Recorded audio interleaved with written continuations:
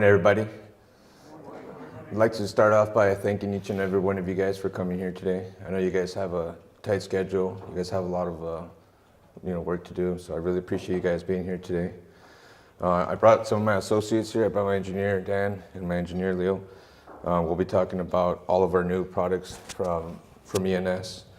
We'll be talking about a product line that I personally been working with for quite a few while. It's it goes from 4-channel all the way up to 256 channels, and if you need to do servers, we've done projects where it took 1,130 cameras IP. So we have something for every budget, something for every project. So what we're going to do is we're going to start off by talking about the all-in-one analog solutions. So I'm going to go ahead and give it here to Leo. Good morning again, everyone. Thank you for being here to attend the ENS 2018 seminar. So I'm going to cover today's agenda. The first part, we're going to cover the all-in-one analog solution. That will be cover the HD cameras, DVR, and also the power over coaxial solution. Next, my coworker Dan will cover the IP solution, including cameras, NVR, and also EPOE system. And the last part will be video, intercom, and also the access control, which is a new category for ENS. And then also be very special on this part. So let's get started with the all-in-one analog solution. So it's a all-in-one analog solution. What we have and what we can offer is including the Lite, Pro, and also Ultra series. So under the Pro, we also have a Fighter Pro series. That's an 8-megapixel series. And for the Ultra, except the regular bullet and dome camera, we also have some specialty, such as 4K fisheye and also multi-sensor camera. And we'll go over that later. So let's get started with the Lite series, 4-megapixel solution. So it's a 4-megapixel resolution for real time. And some of the models have a larger aperture lens. And the newer cameras also have new features, voltage alarm. So whenever it's voltage too high or too low, and there's a warning icon pop out on the screen. And of course, it's a cost-effective line. So as you can see on the screen, the left-hand side is a 4-megapixel resolution, and the right-hand side is a 2-megapixel or 1080p. So when you see the overview, it looks pretty much, I would say, the same. But when you do the digital zoom in, 4-megapixel actually gives you more detail because it has a double pixels over 2-megapixel. So as I mentioned, the new cameras have some of the model have a larger aperture lens. When we say larger aperture, that means f number. So the smaller f number you have, the larger aperture you get. So what that means, when you have a larger aperture on lens, you actually can sense more lightings through the lens and give you much more lightings for the nighttime. So as you can see on the pictures, the right-hand side is a conventional lens. I would say like 2.0 f number, compared with the bigger aperture lens on the left-hand side. You see much more detail in the darkness.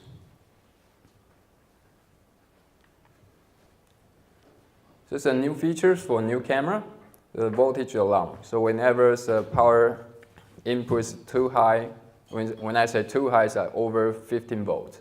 And if it's too low, that means over 9 volts. So in either way, the camera will actually give you pop out an alarm icon on the bottom right-hand corner, as you can see on the image. So for the light series, the entry level, it's actually a cost-effective line. It's inexpensive.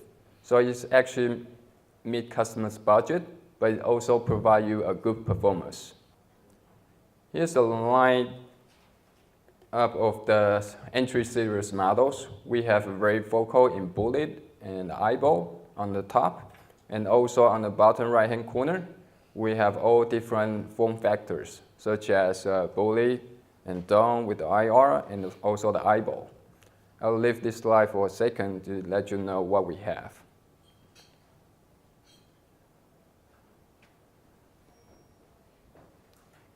So after the entry levels, we go with the Pro series, which is a mid-level. So including all the key features in the entry level, the Pro level actually have more advanced functions, such as true WDR, advanced 3 digital noise reduction, and the cameras actually also have advanced functions when you connect to the compatible XVR or DVR.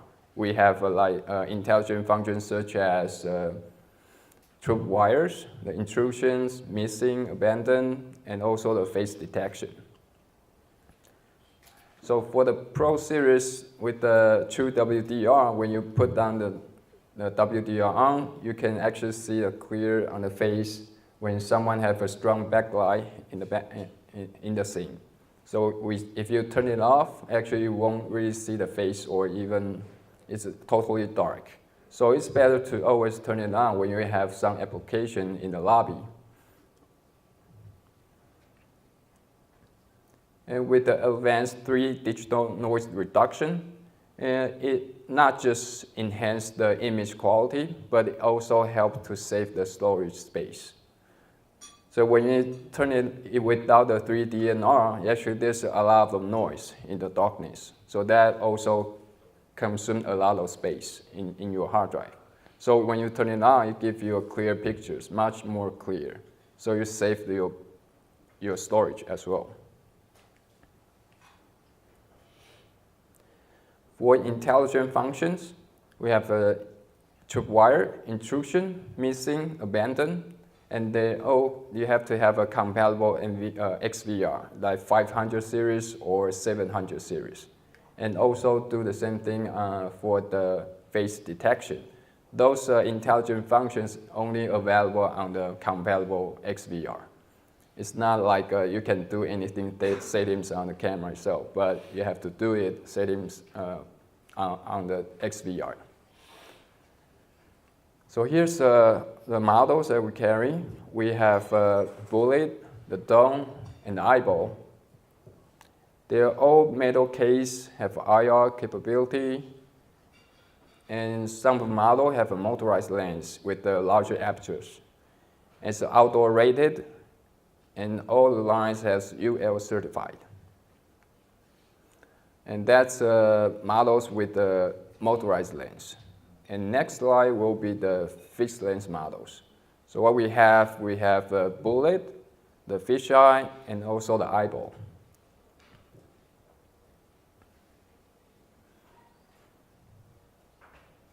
So under the Pro series, we have 8 megapixel or 4K resolution cameras.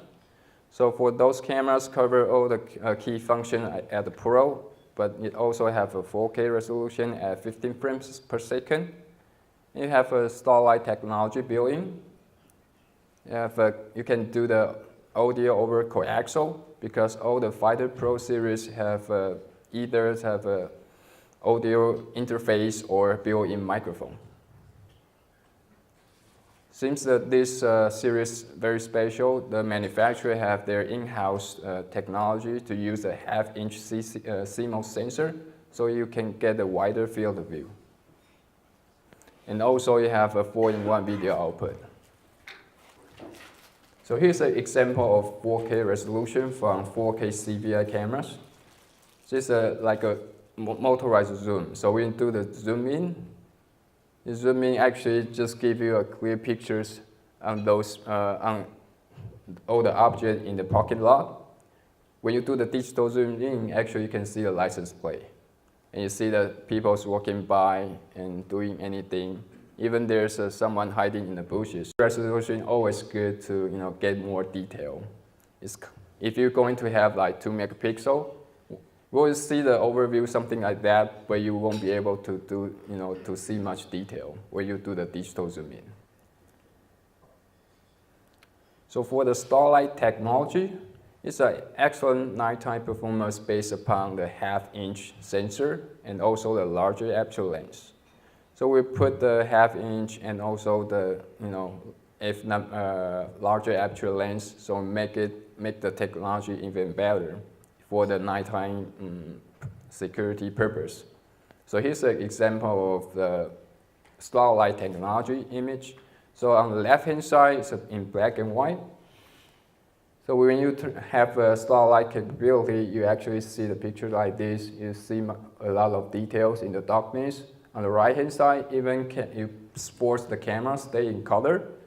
With the Starlight technology, you still see a lot of things in detail. So let's take a look at the video that's talking about the Starlight technology from manufacturer.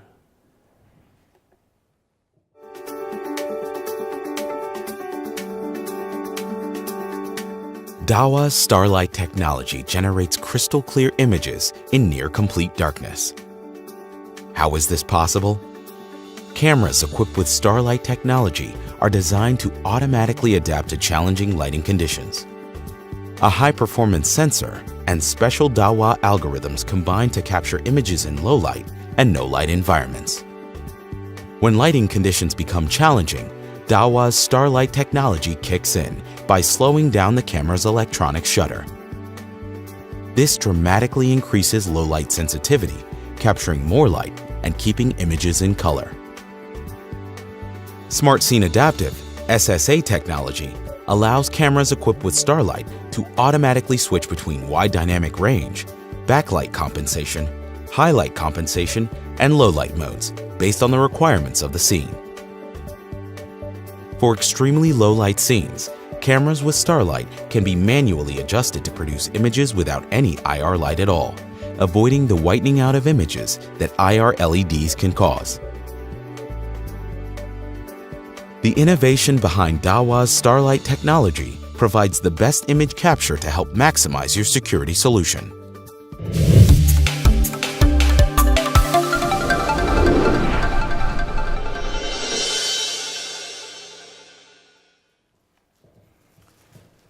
Okay, so after Starlight, this Fighter Pro series also have an audio over coaxial capability. So as I mentioned earlier, the series is equipped with audio input interface, and some of models have a built-in microphone, and you will going to deliver quality audio over coaxial. So here's a sample sound that from the previous product. That's a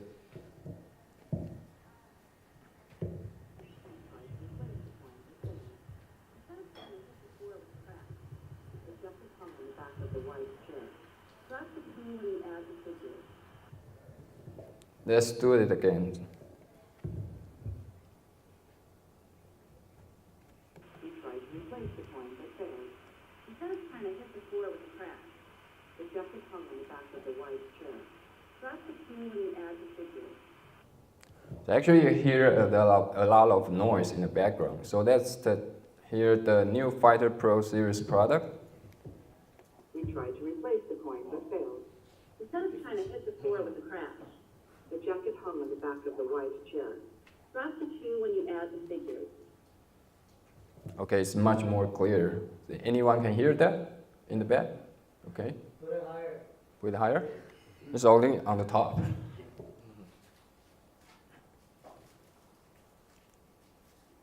Let's hear the Fighter Pro again. He tried to replace the coin, but failed. Instead of trying to hit the floor with a crash, The jacket hung on the back of the white chair. Graph the two when you add the figures. And compare with the previous product. We tried to replace the coin but failed. Instead of trying to hit the floor with a crash, the jacket hung on the back of the white chair. Graph the two when you add the figures. Okay, very, very big difference. So here, let's go to the next. The wider field of view. So for the fighter series, you use the 1/2-inch CMOS sensor. So it actually give you a wider field of view. On the both sides, it give you like 8 degrees more compared with the same size of the lens on 4 megapixel camera. So actually you see much more wider. It's not much, but it gives you much wider. And for the fighter series, they actually have 4-in-1 video output. So some cameras have a pigtail with a dip switch. So with a different combination, you can choose different video output, including the HD, CVI, TVI, CVBS. But with the CVI output, you get a top resolution at 4K. Unfortunately, if you switch to TVI and HD, that will be lower the resolution to only 5 megapixel. So even with when you switch to TVI output on our cameras, on the left-hand side, you actually see much more brighter pictures or more vivid pictures compared with the right-hand side.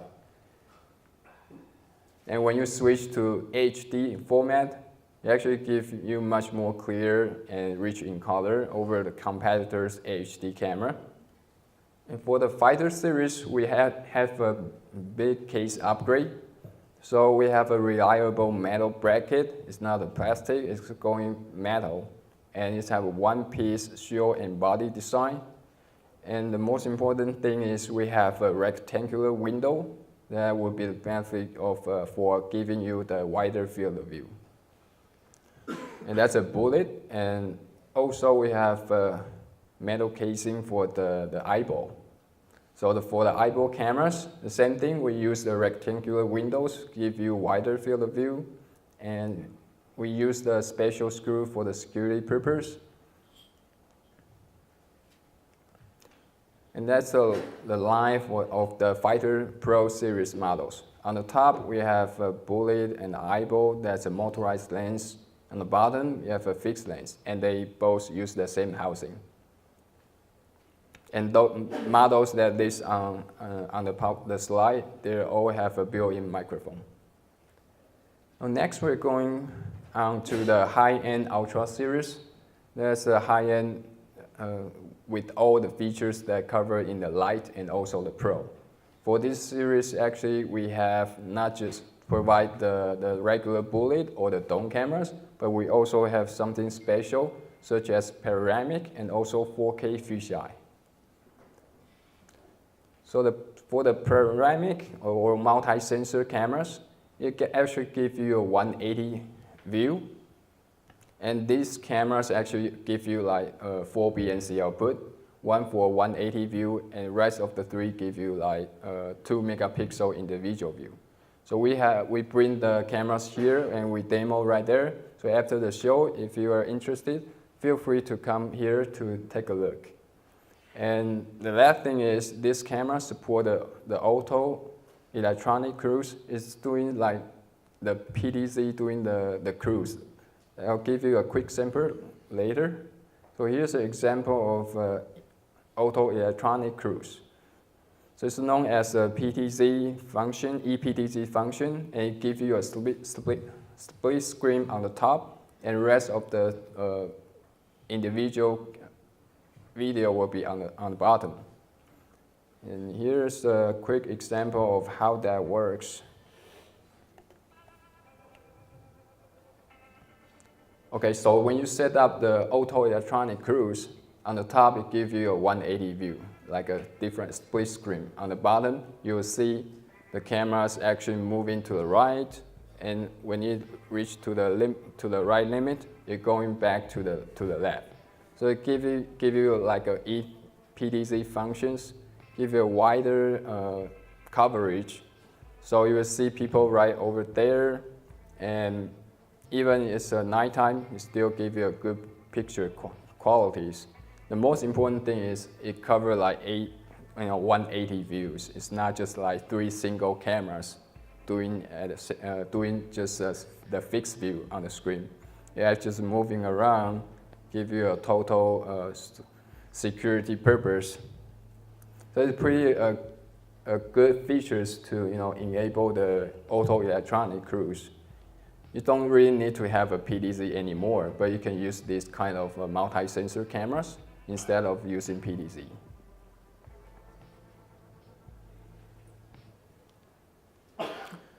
So for the 4K fisheye, for traditional fisheye cameras, you only utilize like 50% of the sensor size, but for the newer technology, we actually can utilize the sensor pixel up to 95%. So on the left-hand side, you see the conventional fisheye cameras, and on the right-hand side, that's the result of utilize the pixel up to 95%. So basically, you use most of the sensor size. So in the conventional fisheye, if you see the black area, that's actually useless. You don't really see anything on that part. But for the newer generation fisheye cameras, you see much more in detail. So that also benefit of recognized face up to 33 feet away.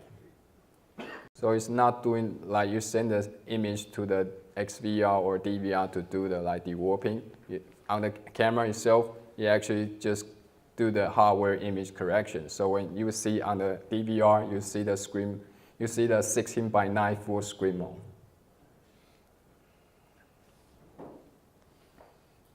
So here's the lineup of the Ultra Series HD cameras. So on the top is the special cameras, multi-sensors, and also 4K fisheye. By the way, 4K fisheye also have a built-in microphone. And at the bottom, we have regular bullet cameras with a motorized zoom and also in dome type. So here's the videos talking about the 4K resolution camera. So let's take a look.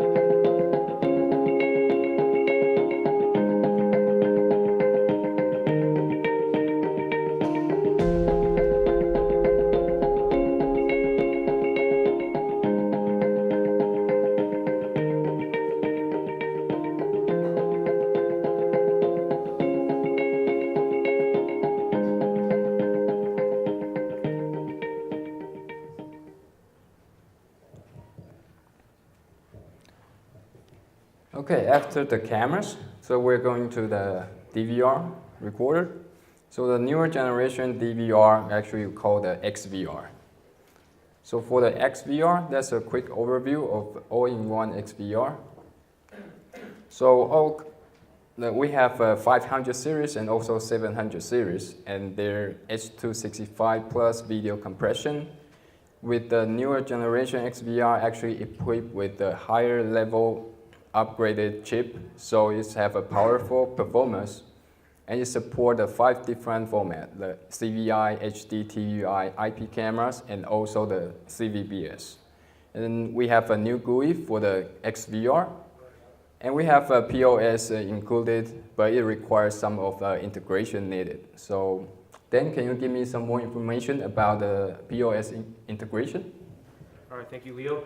All right, so in terms of a POS integration, that's a huge market right there. So if you guys have a specific POS that you're not sure that can be integrated with other systems, some of the things that we're going to need to get from you is the POS brand, the model number, the specific software type that they're using. For example, if they're using a Windows-based software or if they're using their own software, the protocol that they're using, and also the protocol files. And then what's going to happen is our manufacturer overseas, Dahua, they're going to collect all that information, and then they're going to have the specific model number of the recorder that you're using it with, and they're going to specially integrate like a special firmware for that to be able to work with that POS system.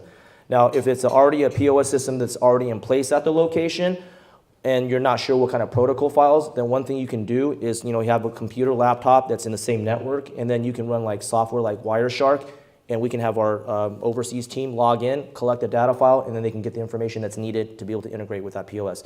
This is definitely a procedure that you want to know because this is how you installers can land the large retail jobs and grow your business. Okay, so. Thank you, Dan. Okay, so we also have a 4K model available in the DVR, and also offer the audio over coaxial. And you can also do the online upgrades for the major update. And for the password reset, that's a very interesting part. I'm talking more about this one. And also the newer generation XVR have a smart fan design. So for the H.265 plus video compression, the manufacturer actually doing 3 things to make it, make it smarter. The first thing is use the different bitrate control algorithm, and they try to use the video content analytics based on some dynamic region of interest, and also group of the GOP. And the last thing is use to adopt the different noise reduction levels. So actually, it make this H.265 much smarter and save a lot of storage for the user. So here's the videos that talking about manufacturer, how they use these 3 different ways to enhance their H.265 compression. As cameras have evolved from standard definition to high definition to ultra high definition, compression has become even more important. H.265 lowers the cost of storage and transmission by up to 50% compared to H.264. Dahua Technologies' Smart H.265 Plus optimizes H.265 even further, saving up to 30% over H.265 on bandwidth and storage, and up to 80% over H.264. By making reductions of useless or unimportant data wherever possible, Smart H.265 Plus maintains high-quality video without straining the network. Smart H.265 Plus has 4 innovative functions to reduce bitrate. Dynamic region of interest selects the areas only where activity is detected. Moving objects maintain a low level of compression, so details remain. To reduce bitrate, the static background is compressed at a higher rate. A certain amount of change needs to occur in a scene before it's noticeable by the human eye. Scene adaptive encoding strategy mimics human vision perception by applying the appropriate level of compression based on the complexity of the scene. Noise in a scene can drastically increase the encoding bitrate. With Dahua's optimized smart codec, noise is dynamically adjusted by filtering different noise reduction levels when motion is detected. A typical video surveillance scene is often static for the majority of the time, transmitting an iframe every 2 seconds regardless of activity. With dynamic GOP, an iframe is inserted only when a change in motion interrupts the scene. With up to 80% savings over standard H.264, Smart H.265 Plus provides a more efficient and cost-effective video surveillance solution.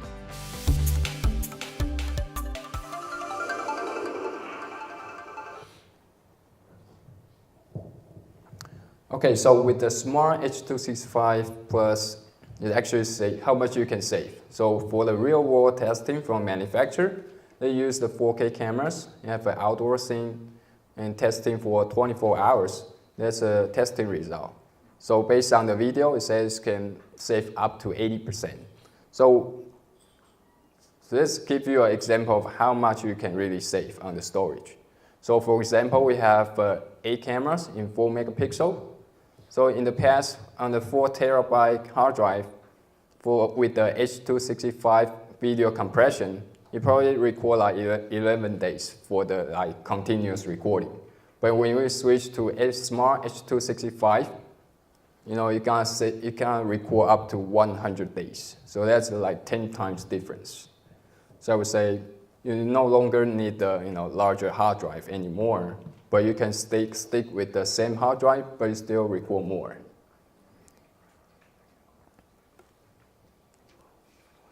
So with the newer generation XVR have the upgrade processor chip, so actually allow the XVR doing much more things, such as support the 4-channel intelligent functions, and you have a Smart H.265 capability, help the user to save the storage, and the strong decoding ability will give the user a smoother playback. And the it also support the N+N channels IP cameras. And what that means, N+N. In the past, most of the DVR support like, if for example, a channel, it can also hook up like 4 IP cameras. But for newer generation XVR, when you have 16 channels DVR, we actually can add additional 16 channel IP cameras. So totally you're gonna have 32 channels. So that's for the high level of the XVR 700 series.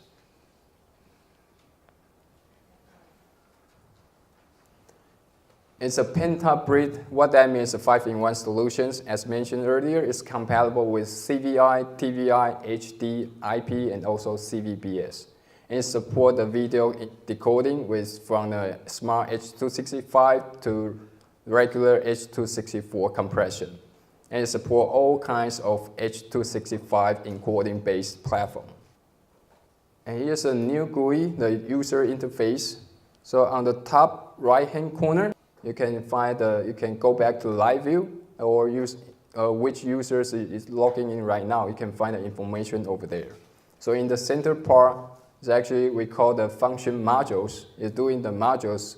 So you have a video. If you need to set out the intelligent functions, you can do right there. And the last part will be the measurement module. So if you're going to configure your cameras, your network settings, and also see the status of your storage, and you can find where you can find the settings right down there.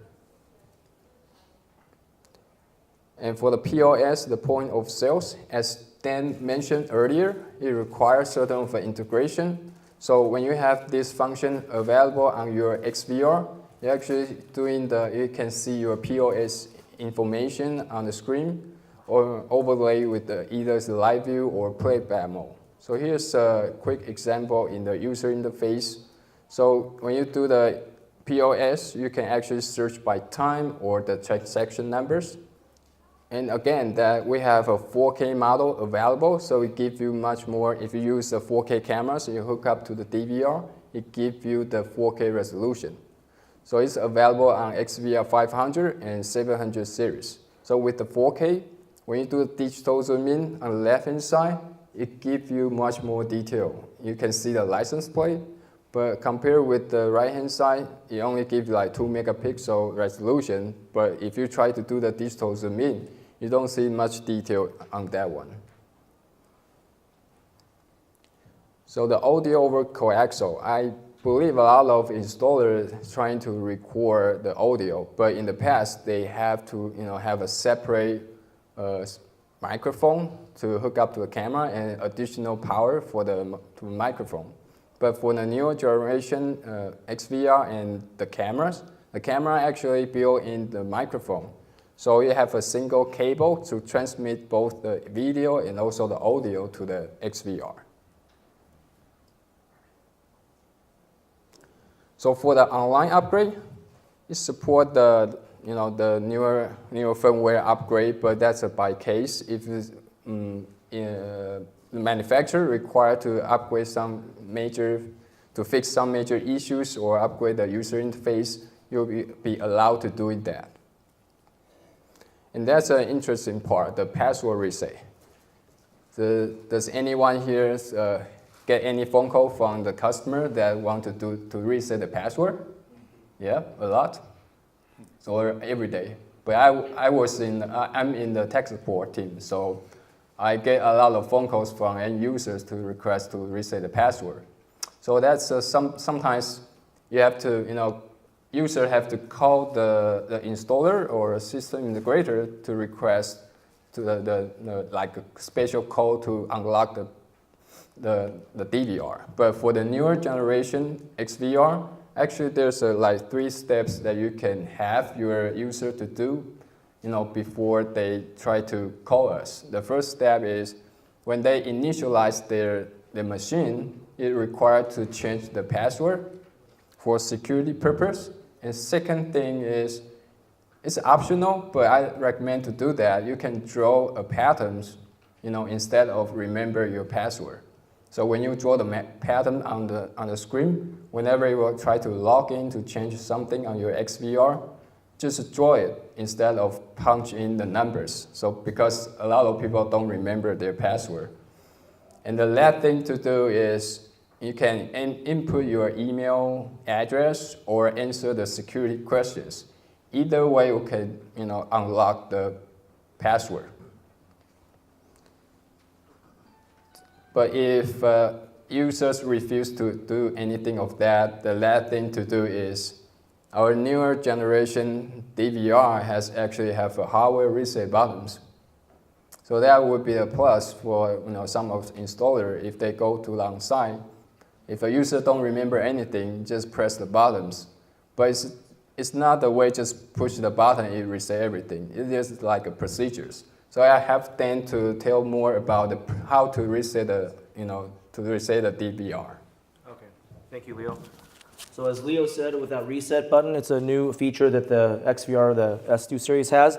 So pretty much what you're going to do is once you have the cover off of the DVR, you're going to unplug the power to the unit, okay, and then you're going to press the reset button down for about 5 seconds, hold it down, and then after that you're going to plug the power back on while still holding that button down for about another 20 to 30 seconds, and after that it should reset. Now there's another thing that I want to mention too. If all else fails, if we're still not able to reset it, since you guys are local, you can always bring the DVR unit back to our offices, and we have a special procedure that we can use, like a special RS-232 cable that will connect to the board, and we can use a special program to reset it. That's just for you guys. All right, thank you. Thank you, Danny. Okay, so for the smart fan design, they actually designed for the, in the past, the fan will actually just have a full speed, to exhaust those heat inside the DVR. For the smart fan design, it actually reduce the fan noise, and it will actually make the fan running much longer. It will reduce the power consumption and save the energy. So what makes this, called smart fan design? Actually, the DVR have an algorithm. It will try to calculate or know the temperature of the 3 different things, such as CPU and the RAM, and also the temperature from the hard drive. So it depends on those temperature and the usage rate.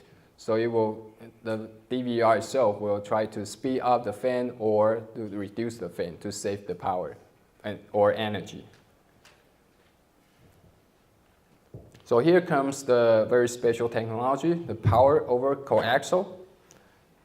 So as you know, for the traditional DVR systems, the DVR itself requires power, but each cameras also need the power. So whatever you need the power for each cameras from the individual power supply or the power box, all the cameras need power.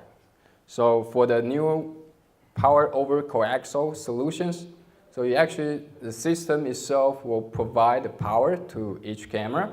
So it is not required to get each individual power supply or power box for the cameras. So it's actually, it reduces the time reduce the installation time and also the cost. And it translates both video and also the power over just single coaxial cable. So what's the benefit of using POC system? So again, it saves the installation time and saves the cost. And it's a real plug and play. It's just plug and have both power and video over coaxial. And it's a full compatibility. Even you have a regular camera hookup to, it still be able to use the POC DVR, but make sure you have an individual power supply for that camera.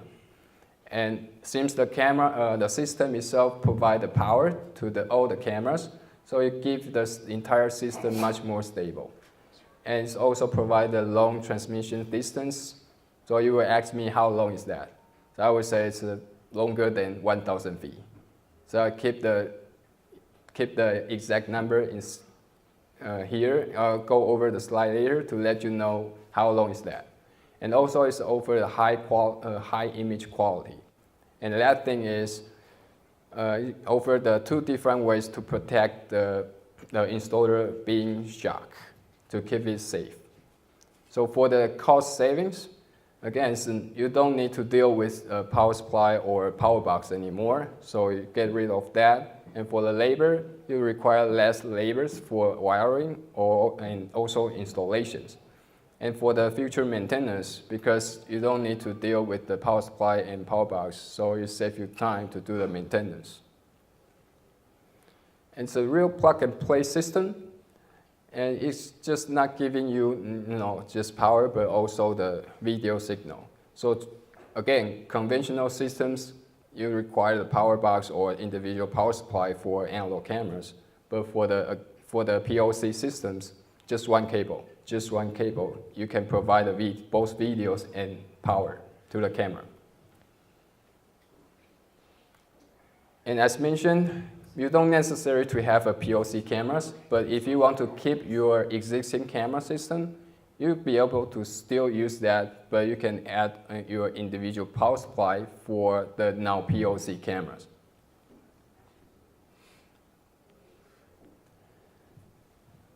And for the system stable, the system itself actually require DC 48 volt.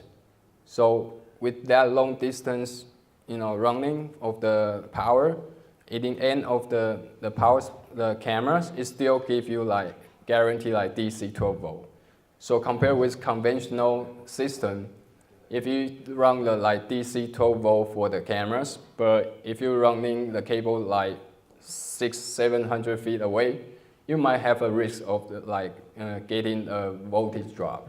So for the camera itself, it's not a good way to only get 9 volt. It's not good. So how long you gonna transmit the distance over the coaxial cables? So for the 1080p cameras, you can actually reach up to 1,300 feet.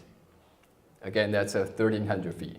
Just compared with the competitor's POC technology, it only can provide a distance 650 feet. Is that over RG6 or RG6 or RG59, the same distance. So here's the table that will answer your questions. So for the RG59 or RG6, there will be the same distance, but we have two different models. One model will consume much more powers, up to 12 watt. So that's a table. I leave the table right here for a second to let you know. So for the 4 megapixel, if you choose to have a 4 megapixel cameras, well, you will run. It will reach up to 980 feet, but that's still long enough for most of the applications. But here's some little reminders. This system does not yet support the balun or UTP transmission. So that's a very important thing. If you choose to use the POC system, balun and UTP is not yet support. So how many of you installers using the UTP or the balun? A lot of you? You? Okay.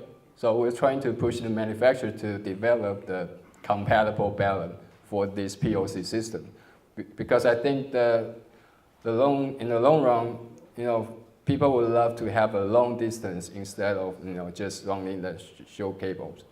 Because for some like huge warehouse, they have existing systems with the cables. If you don't want to rerun the cables, you must have some options like compatible balun or UTP transmission for the installation. So here's the operation safety.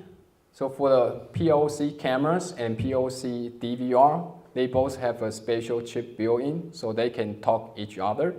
So once the system, sense you are the POC cameras, so actually it will supply the power directly from the system. If you're the now POC or regular cameras, it won't supply any power to that cameras. As long as that cameras, the now POC cameras have individual power supply, you'll see the image on the screen. So today we also bring the POC system here. So after the seminar, if you're interested, feel free to come in the front and take a look. So last thing is a couple reminders of using POC. The first thing is not yet support the balun or UTP transmission, and the compatible balun is under development. And the third thing is the power consumption of every 4 channel should not exceed 24 watt. So for example, we have 2 different models consumed in different power consumption. If you choose to have 2 cameras consume 12 watt, so that means you can only hook up to 2 cameras to that 4 channel. But you don't necessary to worry about that because you're not using the rest of the 2. The rest of the 2, you can still use the regular cameras, but just make sure you have individual power supply for that 2 camera. And that thing is POC cameras will work like a non-POC camera if you use the external power supply. So here's videos talking about the POC system from manufacturer. So let's go take a look.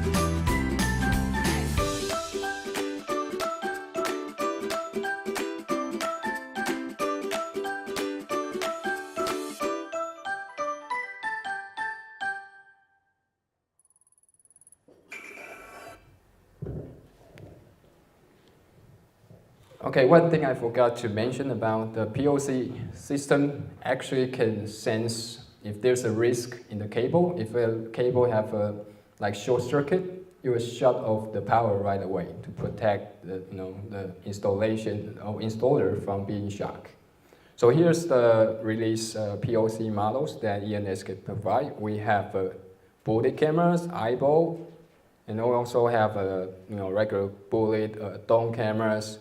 And we have 4 and 16 channels POC system available, and both of them are 4K resolution support. It's Dan. I'm one of the project managers for the ENS company. So just to let you guys know, anytime that you guys need to come in for any type of training, you can always schedule with your sales to come into any of our offices, and we'll be more than happy to train you on any of our product line. And also we assist in project design too, and on special cases, if you need us to go on site to support your products, do walkthroughs, we can also be available for that as well too, okay? As Leo said, I'm gonna be going over the IP solutions, the access control, and the intercom systems. Before I start off, how many of you are currently already utilizing IP, intercoms and access control in any of your jobs? Just kind of give an idea. Okay, cool.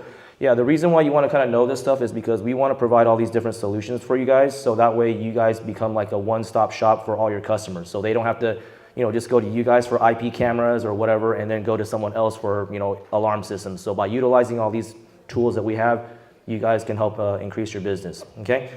So the first thing I'm going to start off is with the IP solutions with the IP cameras. Okay, so the IP cameras overview, there's 3 different series models that we have. They start off with the Lite, the Pro, and the Ultra series. And there's 2 different types on each. So you can tell which ones are the motorized ones because they have the letter Z at the end, and the other side that we have are the fixed series. In other words, the fixed lens.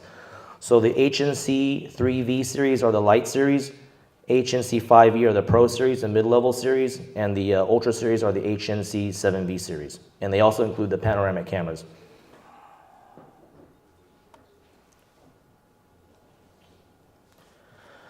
Okay, first off, to start off with the IP camera Lite series. So some of the basic features, they're very competitive in terms of pricing. They also include H.265 plus compression. So as Leo was answering your question earlier, IP cameras have the compression. So the CVIs, they don't. Okay, so if you're gonna make sure that the NVR supports the compression, the camera also has to be the same way too. Okay, otherwise it just won't support it. Also, motorized lenses are available. And for the Lite series, we have the 4 megapixels and the 5 megapixels. Some of the basic features they have are they both have the H.265 plus, which helps you save a lot of storage space. Also, at their respective resolutions at 4 megapixels and 5, you can do them at 20 frames per second. They also include true wide dynamic range as opposed to digital, so you have a better image in situations where there's like a lot of light and dark in the same environment. Also, they have IRs, and also they are supported by PoE. And they include basic features for IVS, such as tripwire and intrusion for video analytics. So I'm going to leave that up just a little bit.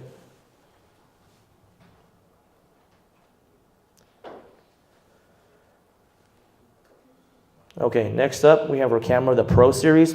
So again, some of the basic features. They're very good in terms of price and quality balance. And this is the only series that I want to mention that includes ePoE, which I'll get into in a little bit later. Stands for Extended PoE, Extended Power over Ethernet. Also includes IVS along with face detection as well. And they include models that have motorized lenses with audio and alarm inputs. And right now we have them in the 4 megapixels, 6 megapixels, and the 8 megapixels, aka 4K. And they include the same basic features of H.265 compression to save you on storage space. And as you can tell here, at the 4 megapixels, you can do them at 30 frames per second, 20 frames per second at 6, and 15 frames per second at 8 megapixels. And of course, they include the true wide dynamic range, along with their basic features of phase enhancement and ePoE. Okay, next up is the IP camera, the Ultra series, the higher level ones. So they include H.265 compression. They come in the format of 12, 6, and 3 megapixels available. And they include a little bit different of ultra wide dynamic range. As you noted earlier, true wide dynamic range is 120 decibels. This is at 140, so the image quality is much better in those light and dark environments. Also, they're very good for low light level performance. And at their respective resolutions, as you can tell, 12 megapixels at 20 frames per second, 6 megapixels at 30, and 60 frames per second at 3 megapixels. And they also include IVS video analytic features as well. Okay, and then next up we have the IP camera, the panoramic series. So some of the basic features, they replace fixed cameras with multi-sensor cameras to save costs. So as you can see here, there's the panoramic series that can, give you a 180-degree view, and a fisheye camera that can give you a 360-degree view.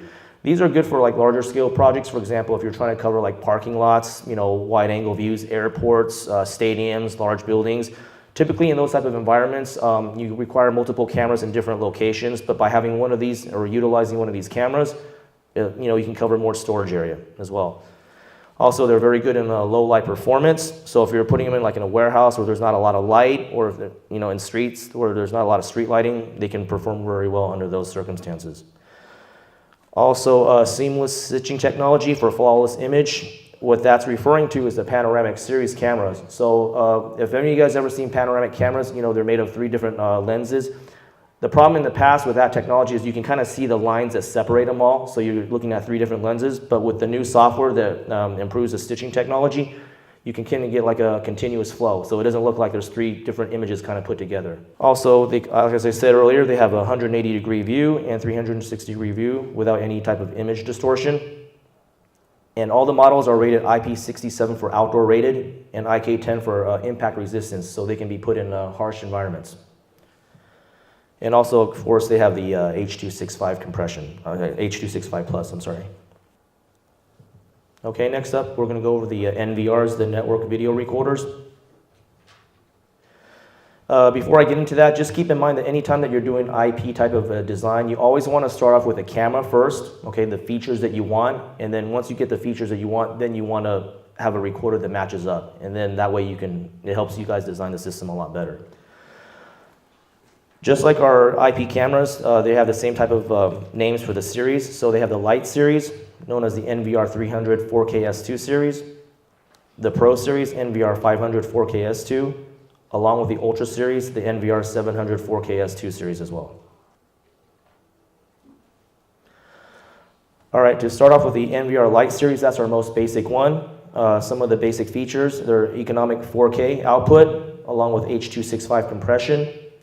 They also include features such as PoE bonding. So what that means is that on the back of the unit itself, there's PoE ports. So when you plug in a camera, let's say, to channel 1 PoE on the back of the NVR, it bonds to that port. So no other IP address can knock it out of place.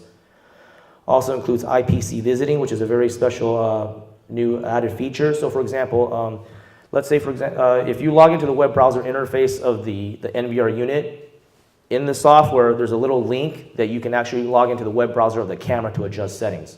So that's very convenient for the installer.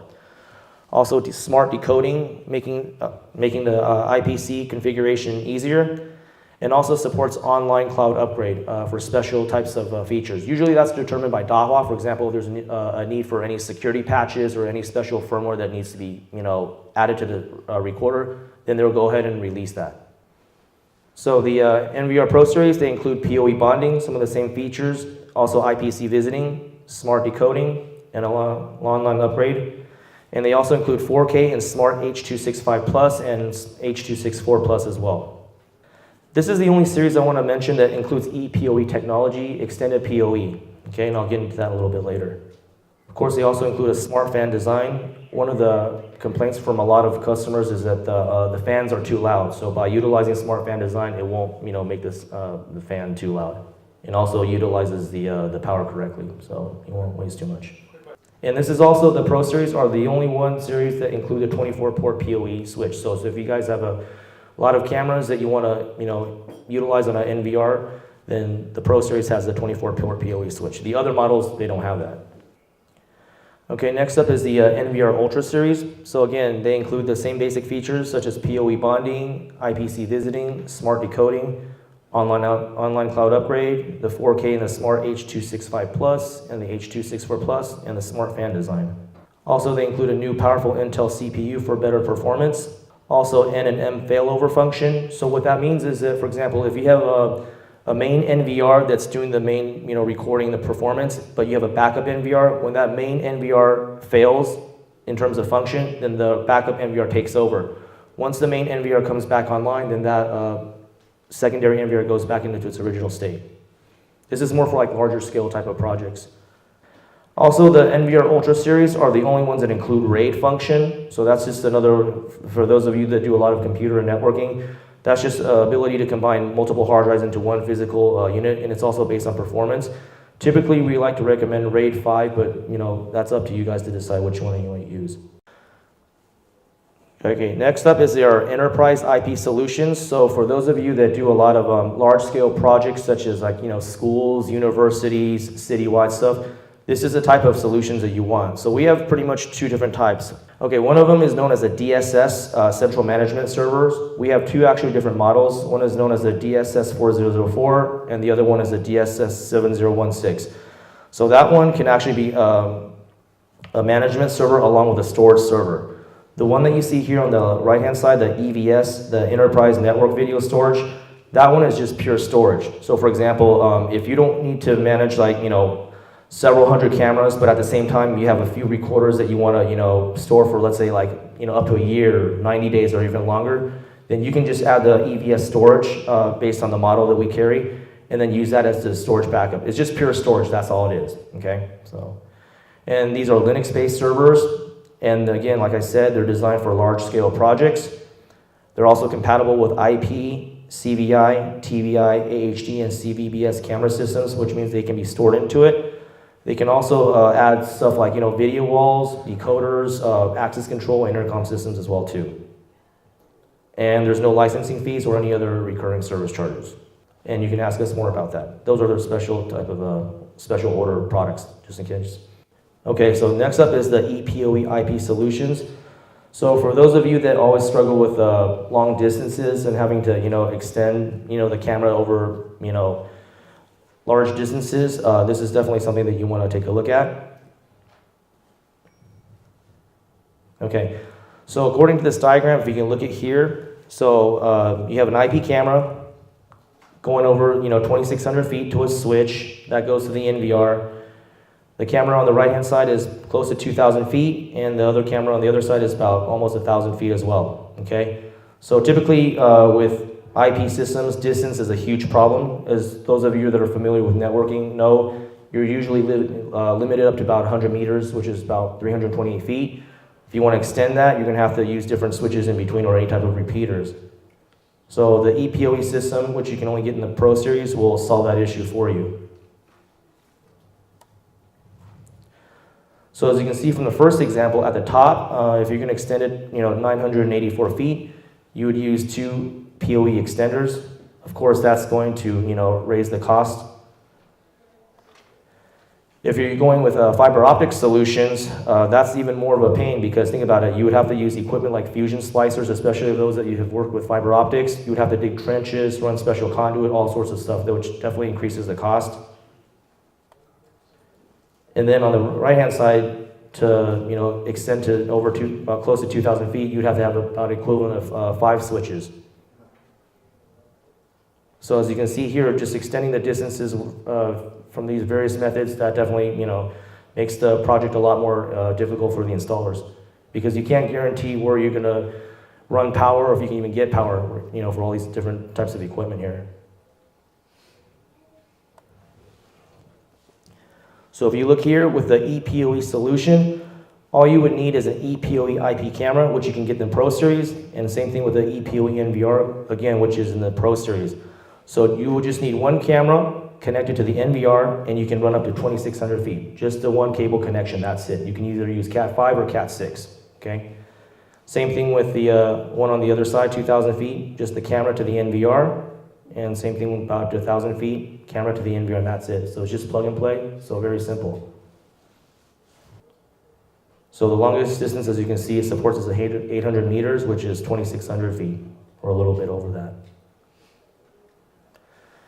And here are some of the benefits of the ePOE IP solution. Less power consumption because you're using less equipment. It's very cost effective because you don't have to spend as much money on the different switches and repeaters, and also long range transmission. As you can see here from the first diagram, to get up to 2,600 feet, you would have to have an equivalent of about 8 switches in between, which definitely raises the cost. Power consumption per PoE switch is typically about 3 watts, so you're saving about 21 watts in total, or estimated. And then if you're looking down here, it shows you, how much power you can typically save in 1 day, 1 month, so forth. Big difference. Okay, now here's the long-range transmission chart here. So if you're going to run the camera 2,600 feet, you get a bandwidth of 10 megabits per second, and the PoE capacity when it gets to that camera is going to be about 13 watts. If you run it a little bit less distance, like 984 feet, you'll get a little bit 25.5 watts. So when you're looking at your camera design, whatever camera you get, just look at the power consumption, look at the spec sheet, go over that with us or your sales rep, and then that will kind of help determine which is the best, optimal distance to run that camera at. Okay, so if you look here, again, 328 feet of a typical system, and then compared to 2,600 feet, big difference.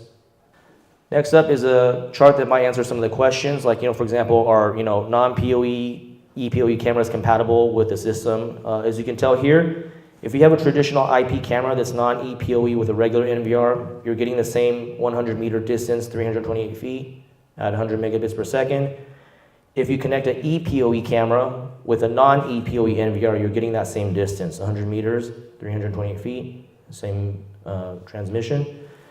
ePoE NVR with a regular non-ePoE camera, same distance.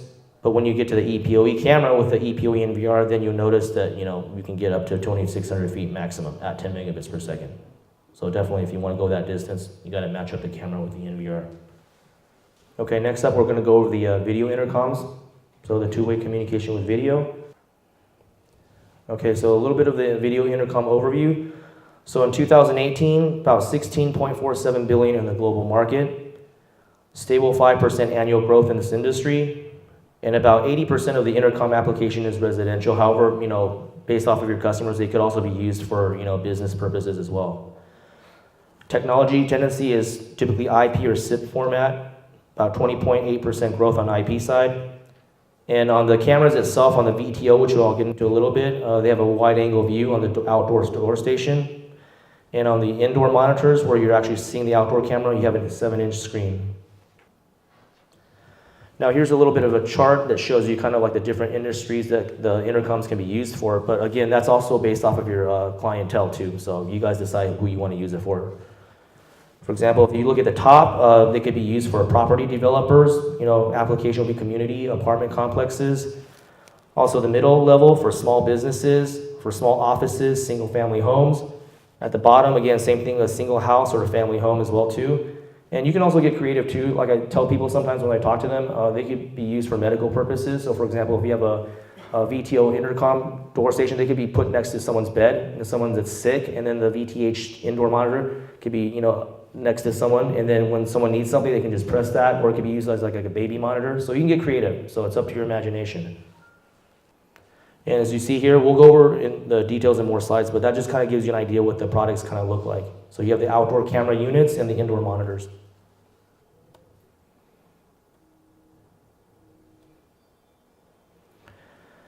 Next up is the devices and the accessories. So they're pretty much split up. So for example, if you look in the upper left-hand corner, you have what's called the VTO, stands for Video Talk Outside. These are the units that are going to be placed outdoors. So they're the front line, of the whole entire product. So they're going to be outside looking at the person. This is where people actually press the button so they can ring inside. And there's different models, and I'll explain that in a little bit. VTH, which stands for Video Talk House. These are the indoor units. So these are going to be the ones inside the house. So when someone presses the VTO, you answer it inside. Accessories, they include like, switches that connect the units together and provide power to that as well.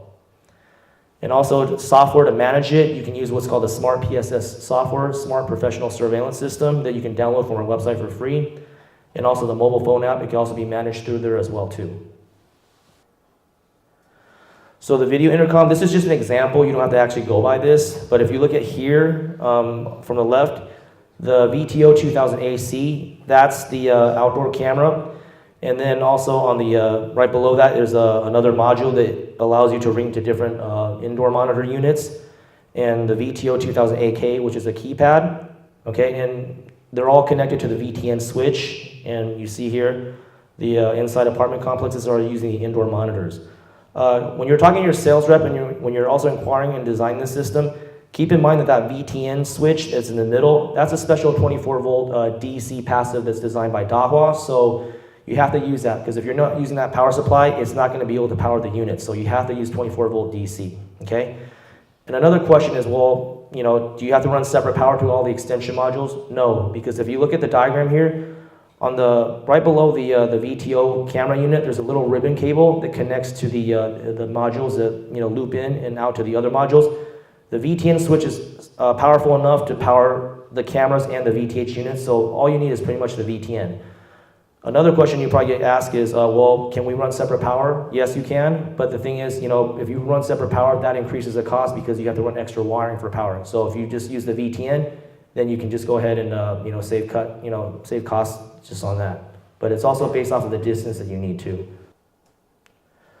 All right, so this is just the basic components in the intercom system. This is just what I wrote up, but yours is also going to differ based on what your needs are, but there's basic components that you need to have. So number one, you need a VTO 2000A or AC, that's the camera unit itself.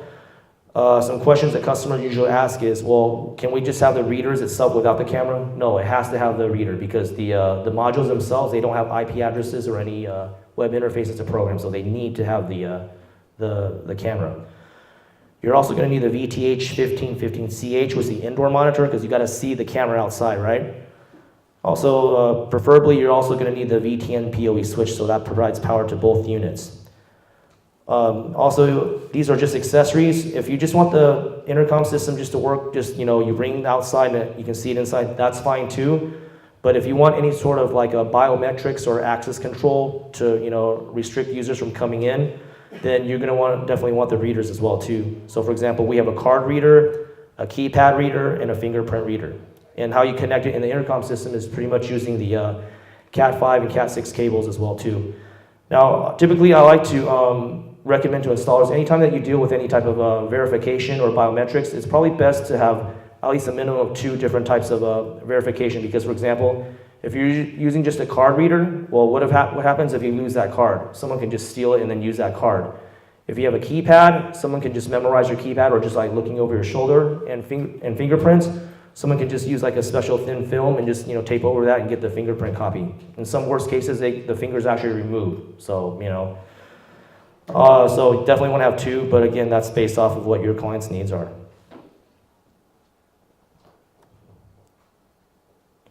So just as an example, the VTO outdoor station. So this is the camera unit. So you have a button there, so you press it, and then that rings the indoor monitor, and then that little speaker module there is to communicate with indoor. And then the camera, you have it's typically 1.3 megapixels. The highest resolution we have is 2 megapixels. It's just to let you know, but typically they're the 1.3. And also, if you look at the lens there, a question that you'll get asked is, well, what if I don't like the angle? If you flip over the back of the unit, there's a little knob that you can adjust the angle of view, okay, for the intercom system. And also there's connectors in the back where you can actually integrate like push buttons, electromagnetic locks, door strikes, and that sort of thing as well too. And also another thing to mention too is on the back of the unit, there's a little button. It's called the tamper alarm. So if someone tries to physically pull it off and move it, it'll sound an alarm, especially in areas where people are, they're known for vandalism, that sort of thing. So that's a nice little feature to have.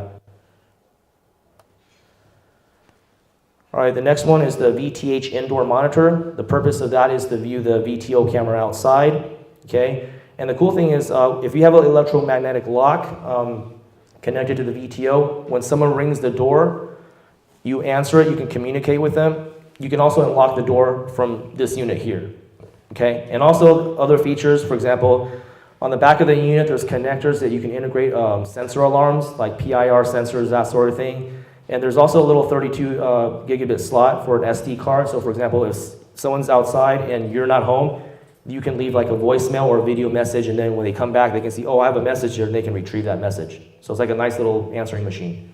How long that lasts, it depends on how long the message is. So, and also you can monitor IP cameras along with CVI cameras. So for example, if you have the the VTH monitor in the same network as a CVI or IP camera system, you can actually add the IP address of the recorder units and select which camera you want to monitor. So it's not just able to monitor the VTO intercom camera. You can monitor, DVR cameras as well too, and IP cameras. So, but you can only do one channel at a time.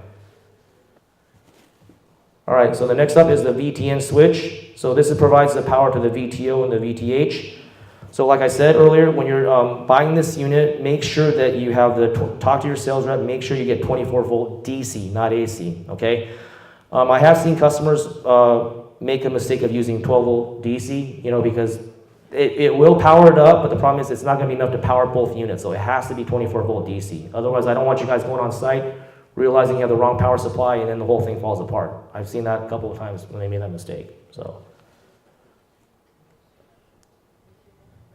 All right, here's an example of a card reader for scanning, okay? So that will be powered via the VTO because there's a little ribbon cable in the back, and the main power is provided by the VTN switch. Now, a common question is, what kind of card can you use? They're typically MyFair cards. They're at 13.56 megahertz. So some customers, they have already pre-existing cards like HID that are under different frequencies. So if they're under different frequencies other than 13.56 megahertz, it's not gonna read it. So it's best to get the cards from us. So it's, use the same compatible systems. Next up is the keypad. So when you select a keypad password, it's typically 4 numbers. So you'll just press the pound sign, the 4 numbers that you selected, and then the pound sign again, and then you're able to unlock the door. Next up, we have the fingerprint reader. Okay. Now, fingerprint readers are very good because they're very specific to each individual users. But just make sure that you clean off the unit, because if too much oil and debris gets on, it's going to be kind of hard to read it. So always make sure that's always clean. Next up, just another question. Well, how do you guys connect all this stuff? You're using Cat5 or Cat6 network cable. Okay, so our product line, typically what Dahua has, they have 3 different types of connection types for different intercom systems. We primarily carry the IP systems, okay, but there are other ones, but we always recommend IP. So with the IP system, you're using Cat5 or Cat6E, and the distance, if you look here in the little notes on the side here, you get about 100 meter distance. If you want to extend that, of course, you're going to use repeaters, that sort of thing. With 2-wire, you're getting about the same distance. And with Wi-Fi, you're getting about 45 meters. That's only in extreme cases, in case, for example, if there's no place you can run wire. Maybe you would use that, but if you want longer distances, it's always recommended to go the IP way, especially that's our main product line. All right, so now we're gonna go to the IP product spotlight. This is a little good thing to know here because this gives you an idea which products you can use, which different type of scale projects, okay? If you look on the right here, the little square VTO unit, that's the VTO 2000A. That supports up to 20 VIAs, meaning 20 VTOs, outdoor cameras, and can handle up to 5 VTH indoor monitors. So that's for more like smaller scale projects, okay? But if you're talking about large scale apartment complexes where you have to have several hundred users indoors, they each all have to have their own little indoor monitor, then you want to go with the 3 units that you see on the left here that have the X at the end, because you can tell that they can handle up to 20 VTOs and also 200 VTH indoor monitors max. These are special orders. They're not actually in the catalog, but if you have large scale projects that require that amount, then definitely talk with your sales and they'll talk to our managers to get that, the pricing for you. Okay, so just keep that in mind. And again, you see here on the bottom where they're highlighted, the MyFair card, 13.56 megahertz. So anytime that you use the access card, make sure they're that frequency. And some of the basic features, to answer some of your guys' question earlier, the app features can include, you can talk, communicate with the person at the VTO, and also, yes, you can unlock the doors. So if you see here, when you're calling the VTO, when the VTO is calling the VTH, the app will also ring as well, and you see these little green and the red button. You can answer or reject the call, and then you see these little icons here. You have a 1 and number 2 lock, and you can unlock the doors as well, okay? And the snapshots that you'll see in the next slide can also take snapshots, like pictures, and also record a small video clip for reference. I'll go into that right now. So you just go into the local settings and you can see where you can save your snapshots and also the video recording. Okay, next up we're going to show you kind of like a system architecture. This is just an example of how it would be set up. So the VTO cameras, you can see them on both sides of the house. They're outdoors, and then they can be integrated with like an electrical lock in the back. One thing I want to mention too is that the electrical lock, a lot of people get confused. I have installers connect locks to the units itself without running power to it. So because one of the confusing things is, the installer's thinking, okay, the VTO is powered by the VTN. It's also powering the accessories, so the lock must be powered as well. So no, the lock always has its own power. So always keep that in mind. It's always 12 volt DC. Also, the VTH is, of course, is placed indoors. And as you can see in the top diagram here, it has connected to a PIR sensor, so it can be integrated with the alarms. And they're all connected by a switch of some sorts. Okay, so system capabilities, 3 basic factors. It's very convenient. You can do some kind of linkage, and also you can remote view. It's very simple configuration after you do training, of course. Simple wiring, just using Cat5 cabling. You can also integrate it with CCTV, like in the VTH. I said you can add the IP cameras or the IP addresses of the CVI systems, and you can add those into the VTH and monitor them as well. You can also alarm integrate with this. So as the previous slide, you saw the little PIR sensor connected to the VTH. And also you can view this from the mobile app as well for remote viewing, or also on the smart PSS. Okay, so these are these little extra things. They're plug and play. It brings the VTO and the VTH together, and you can use alarm management as well too. All right, next up we're going to go over the access control systems. Now a common question you're going to get asked is, okay, well, can the access control system be integrated with the intercom? In the sense of connecting the readers, no, they cannot. Okay, so I'm just going to make that clear. But yet they can be integrated in the sense that you can add them both to the smart PSS software, and you can put the icons of both systems on an electronic map and manage them that way. In that sense, they could be managed together, but they can't physically integrate with each other. So access control overview. So in 2018, about $4.3 billion in the global market. Also, we predict about a 6% annual growth in the next 3 years. And integrators' targeted customers are usually about 54.2% of overall sales channels. And again, some of the markets to focus on is for enterprises, for business buildings, small retail, small offices, for staff entrance, and also for family small homes as well too.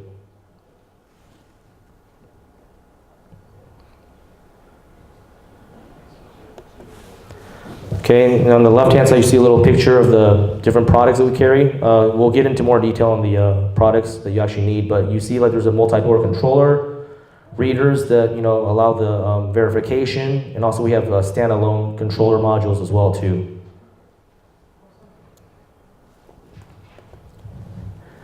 So the standalone devices, which you see on the bottom on the left-hand side here, they have a little LCD screen on there, so you can actually program them without having to use the smart PSS software, but they're not as popular as the ones that we have on the top, which are the more multi-door controllers.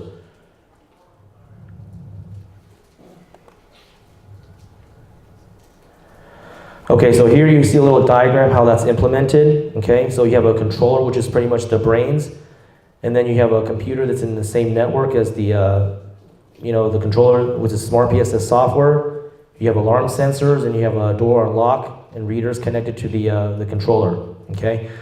Now, one thing I want to mention is, unlike the intercom systems, the controller itself for the access control, it does have an IP address, but there is no web interface like the VTO. So that's why you absolutely must need the smart PSS to configure it. Okay. And the way that you typically connect the readers, there's 2 protocols that you can use. There's a RS-45 and a WiGAN protocol. Okay. Common question you're going to ask, well, how do I wire this? On the back of the readers themselves, there's about 6 different color-coded wires, and they will be labeled which one is which. Okay, and then on the controller itself, there's also connection points on the green connectors that tell you which one go to which. Okay, typically we recommend RS-45 because it uses less wires and it can transmit farther distances, up to about 1,000 meters. With WiGAN, you get about 40 meters. And if you're planning to integrate fingerprints, you have to use RS-45. Otherwise, it's not going to work with WiGAN, so just keep that in mind. Also for the lock and the exit buttons, they're typically normally open, normally closed, for those of you that have worked with this before. And management software is just, using TCP/IP, just meaning network. And a lot of features, for example, it can handle up to, let me see if I can go back to the previous slide here. Okay, let me see here. Okay, so there's different ways to, do access. You have fingerprint. This is for the single door standalone unit. So you can just, program it from that screen there. The optional is a smart PSS. You don't really need it because if it's a standalone, the LCD screen is there for your convenience to program it. You can see you can also integrate with sensors, readers and locks. So there's different ways you can actually utilize the access control products.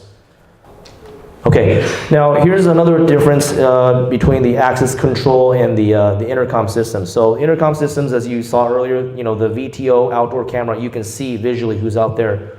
But the access control does not have any cameras that you can actually connect physically to it.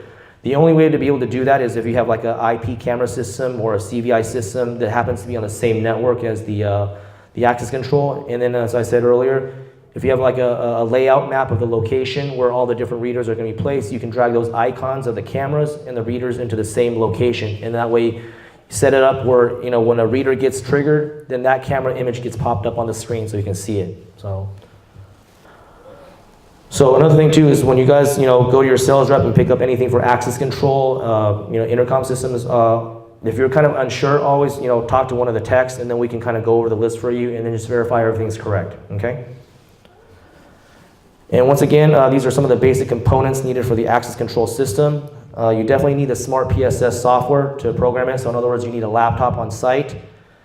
You need an access control module, which is the ASC1204B, which means it can handle 4 doors, or the 1202 that can handle 2 doors. If you need to handle more than like 4 doors or whatever, then you just buy multiple units together and then just put them in the same network to handle multiple doors. You need a card reader, if that's how you're gonna do it, a keypad password reader, or a fingerprint reader. But again, that all depends on your customer's applications. Magnetic or a door strike. Okay, that's also needed for the doors. And another thing I want to mention too is when you install these access control systems or designing it and going it through with your client, one thing you definitely want to ask them is, okay, well, how do you plan to manage this? Are you planning to manage this only locally, meaning is someone going to be on site the whole time, or do you want to manage it off-site? Let's say the manager wants to see it from home. That's an important question because just to let you know, the white color ones that we have on our inventory, they can only be managed locally, so that means the computer has to be on site. But how do you account for that problem? One way you can do it is if someone wants to manage it on site, or off site, I'm sorry, they'll have to have a computer that's logged in remotely through maybe like a Team Viewer or AnyDesk or VPN or whatever. So that way you can manage. That's probably the most cheapest way to do it. Another way is we have another access control module. It's a black color one. It's known as the Caesar series. That one's a little bit more pricier, and there's a control module that you have to buy in regards to that. That one you can actually port forward. You can actually do port forwarding in a router to manage remotely. And the most expensive option is using a DSS server to manage that. That's like $20,000, and I don't think you guys want to go that high. So the easiest way is just to remote in onto the computer. So always ask that question to your customers. So this is the access control module here. This is the brains of it. So you can see there's a little network cable, okay? Now, one thing I want to mention is that in order to program this does have a default IP address. So your IP address that's on site may not be the same IP address segment as the controller module. But so that's why when you first program this, you want to have a laptop directly connected to that little network port. It picks it up, and then you can go ahead and use the smart PSS software to change the IP address to match your network segment, okay? Otherwise, if it's not on the right network segment, it's not going to show up on the PSS, therefore you can't program that. Next up is the card reader for the scanning, okay? Again, same thing with the intercom system, the readers, has to be 13.56 megahertz, so my fair, so. And here's the keypad reader for a password, and a fingerprint reader. And again, like I said, with the intercom systems, anytime that you design these access control systems, ideally you want to have at least a minimum of 2 different types of verification. So next up is the door strike. So if you're going to have this on the door frame, you want to use a door strike. Next up, we have the electromagnetic lock. We do carry that. So we have them in like, the single or the double. They can be 600 or 1,200 pounds based on the requirements. And the type of wiring used, you can use a UTP wiring, or you can use like, your standard 1822 wiring, which is whatever is more convenient for you. Okay, and the platform is, again, the Smart PSS. It's free. You can download it from our website. It also supports EMAP, which I highly recommend, especially if you want to see the icons or integrate, the different systems together, so you can see like where the exit and entry points are and where the cameras are stored. You can also do video linkage. So, for example, if someone triggers a reader, a video can pop up. You can also, integrate with alarms, and you can also do attendance management as well too.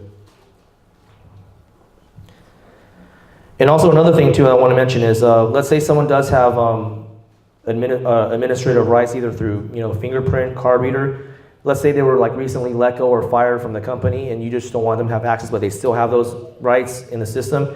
Then you can program the software where, like, when someone comes in, you try to scan a card, the software can override that, and then the screen pops up showing who's at the door, and the security guard monitoring that can decide to let that person in or reject them. Okay, so that option is also available as well. And next up, I want to show you a little short video.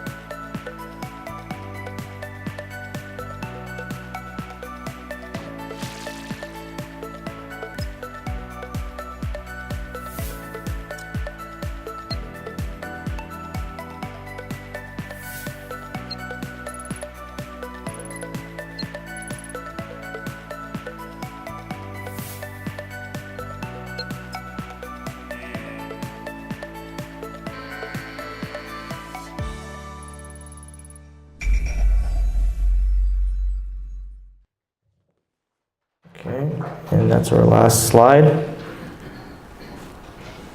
And once again, I'd like to thank you guys all for coming, and I'll just hand off to Yosh to close this out.